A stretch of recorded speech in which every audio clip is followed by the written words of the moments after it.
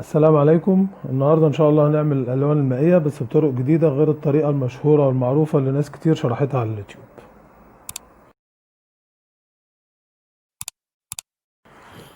الطريقة الاولى هنستخدم فيها الصمغ ده الصمغ اللي بيتباع في المكتبات العادي بتاع المدارس. حطينا كمية من الصمغ وهنستخدم معاه مركزات الالوان اللي بتتباع في محلات الدهانات والبويات.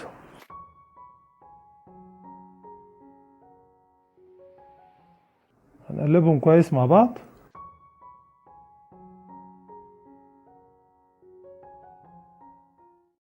وده القوام بتاع الالوان.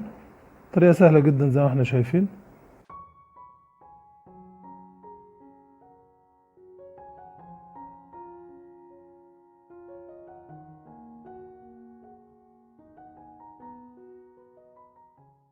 طبعا بنخفف بالمية عشان نوصل للتدرجات اللونية بتاعتنا.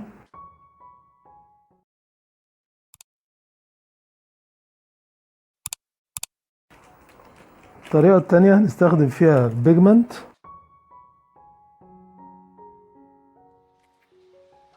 شوية مية قليلة جدا.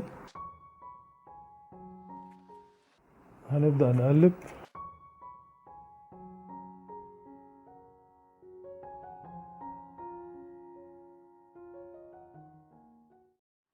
هنحط عليها صمغ عربي.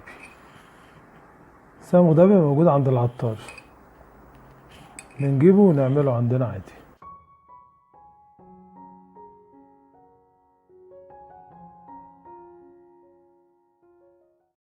لو لقينا الصمغ بقى كتير بنزود بيجمنت عليه تاني لغاية ما نوصل للقوام زي العجينة. ممكن نقلب بالشكل ده وممكن نقلب على لوح ازاز لو اي حد بيفضل الطريقة التانية دي.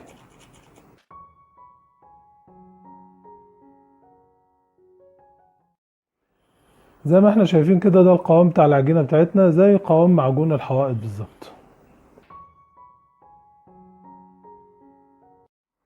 وبنضيف نقطتين جليسرين عشان يخلوا الالوان بتاعتنا رطبة وبنقلبهم تاني.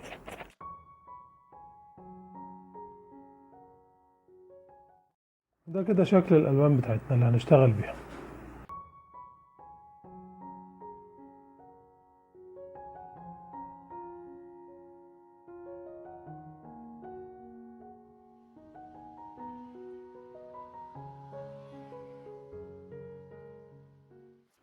دي درجات الالوان بتاعت اللون الاصفر اللي معانا، يا رب تكون واضحة ليكم كلكم. دول الطريقتين بتوعنا النهاردة في عمل الالوان المائية. اكتبوا لي في الكومنتات رأيكم في الفيديو، استفدتوا منه ولا لا، وعرفوني ايه الطريقة الافضل بالنسبة لكم من الطريقتين. اللي شاف الفيديو واستفاد من الشرح ما ينساش اللايك والشير وسبسكرايب وفعل زر الجرس عشان يدعم القناة ويوصله كل جديد، واستنوني في فيديو جديد ان شاء الله. في امان الله.